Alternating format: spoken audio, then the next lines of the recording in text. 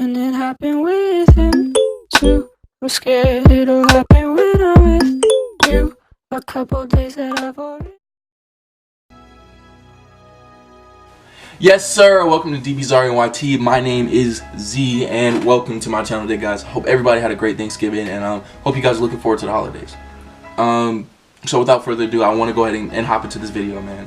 I'm really excited about this. Actually, I've been discussing this with a few of my friends and a few of my colleagues and some of my peers, and they think that the implementation of a trading system within Dokkan is something that could really take off and could really work. We run into a few problems though. One, the community would be solely responsible for any and everything that goes down within trading. So that means scamming, that means trading for tricking people, basically making them think that a car is worth more than what it is. It's just it opens up a bunch of possibilities for bad things.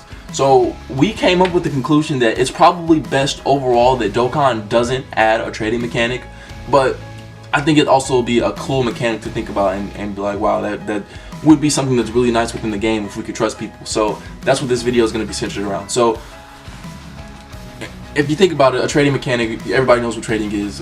Think back to the Yu-Gi-Oh days when you were in middle school. I'll trade you my Dark Magician for your Slifer the Sky Dragon. I'm pretty sure nobody's ever made that trade because that's dumb as hell, but just an example. So that'd be the basic premise, the basic idea of that trading system. I'll trade you a unit, this unit for that unit. Or it doesn't even have to be it doesn't have to be limited to just units. You'd be like, hey, if you give me 3,000 orbs, I'll give you 2 training items. It'd be something that's solely up to us as a community. And again, I do want to stress that we did come to the conclusion that this isn't the best thing for Dokkan right now, because there's no way to mediate everybody that's on this trading thing, because it's just impossible. We have such a huge player base that it's impossible to be able to manage everybody and make sure that scamming and isn't going on and crack down on that and to a point where everybody can enjoy it and it's not something that's cancerous to the game. But it's going to be something that's cool to talk about, and I think I've come up with a few ways that it could possibly work, but there's still always downsides to it. And I think that's with every game, and that's with everything that's ever been put in any game. I think there's always a downside to everything. There's a downside to loot boxes. There's a downside to summoning on Dokkan. There's a downside to the summon rates. There's a downside to the units. I don't want you guys to see one flaw in it and take that as it could never work, because all you need is optimism and you need a responsible community. If we could be that responsible community, it'd be great. It'd be a really great idea to add in. So basically the entire idea would be trading something from one account to another. Now, as far as things to make sure that there's no funny business going on, there would have to be a lot of rules implemented. There would have to be, for one, we discussed putting time limits on how long you had to wait before you traded with another account. Putting time limits on how long an account had to be on your phone before you could trade from one account to another. We thought that was something that would be great to counteract the fact that you could just create a burner account, grind 1,500 stones with a bot, pull the units that you want, and trade it to the account that you already have. You could do that if it was just a free willy-nilly trade. So we came up with a few countermeasures for that.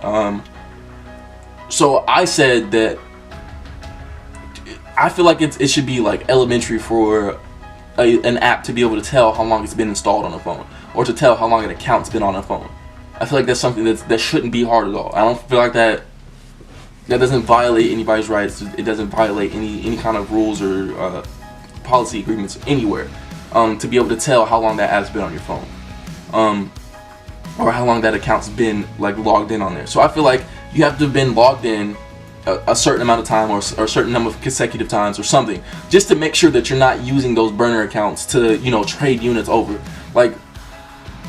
I don't know, it'd be the same thing. It'd be the same idea as hidden potential. Oh, you have to reach rank 50 to be able to use your hidden potential. Okay, cool, but the reason we didn't have it be ranked to be the determinant on whether or not you can trade, that could also be a thing. Okay, you have to reach rank 500 to be able to trade. But I still want to implement the time thing, because I don't know if a lot of you know, but you can grind rank through a bot. You can get a bot and you can grind up to rank 600, and it only takes an hour and a half.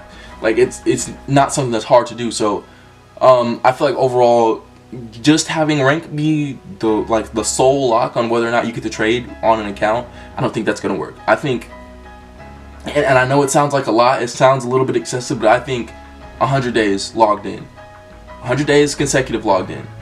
Now, I know a lot of people are still gonna go to that extent. People have burner phones, they're gonna go to that extent, and create those accounts and do that because that's what people do. People are stingy and greedy, and they like to do stupid things like that. My idea on that is let them go.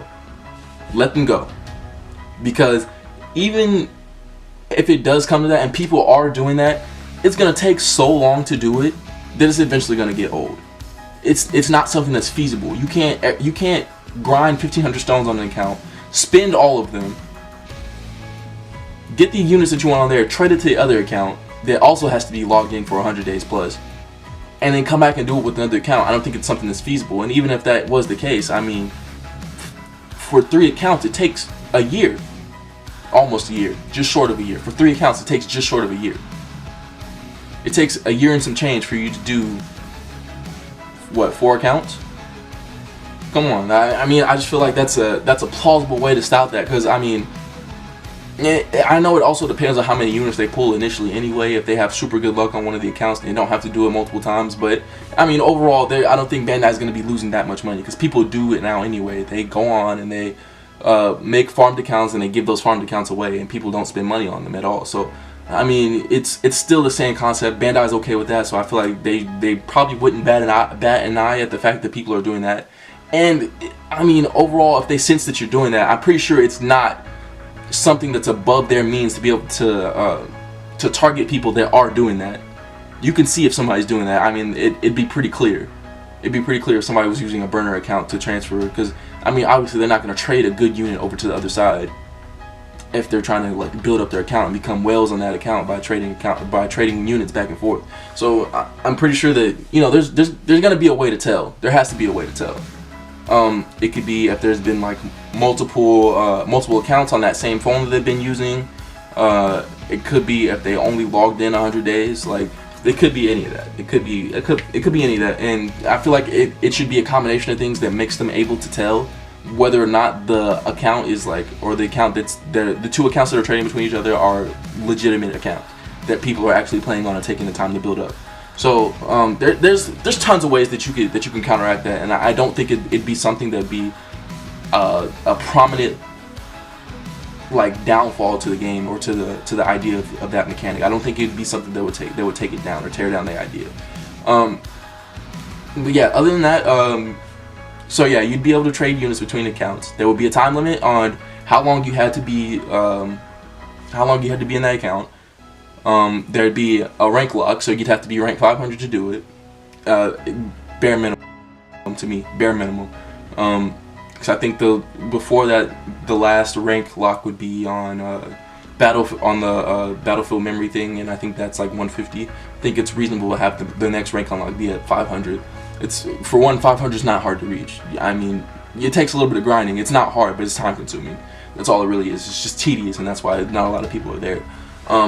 So yeah, we will lock it behind rank, and then we will lock it behind consecutive logins, or not even consecutive logins, just composite logins.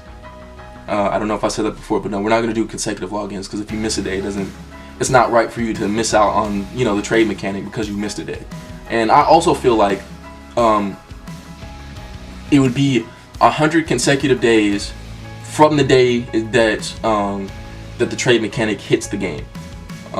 So if you started a new account, it'd be 100 days from then. So for that account, it'd be 100 days exact on there.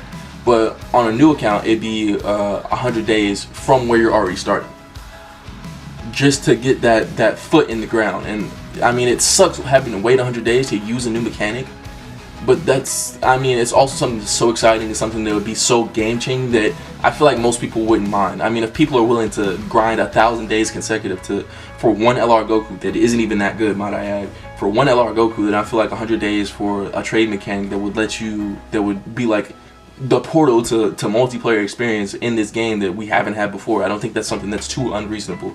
And also, you could also bring other things out around it. I mean, if you bring out other things around it, then you have other things to be excited for while you're waiting on you to unlock to unlock this. Now, it doesn't necessarily have to be 100 days from the day that you start, or from the day that the mechanic is implemented to the game. It could be like if you have such and such units, or if you have so many units, or I mean, there's a lot of possibilities. It doesn't have to be locked behind that. I don't think that if you've had your account, you've been building up, it's fair for you to have to wait 100 days like everybody else. So maybe, I don't know, maybe log in 5 times in a row, or maybe log in 5 times for you to be able to use it, or something. We have to lock it somehow, because there are still whale accounts that are out there that, you know, that people have, that they just have, that they bought off people. And I mean, I know it's not as many as there are just free stoned accounts that people have grinded. So I mean, I don't think overall it'd be that big of a problem. So maybe not even having like a time limit at all on logins. I think maybe we could just, sorry, I was thirsty. Maybe we could just have it to where the people that have accounts that have been logged in so many days in a row or whatever can just instantly have access to it, but new accounts have to wait 100 days, or just to be able to counteract that. Aside from that, those would be like the only countermeasures we have to take.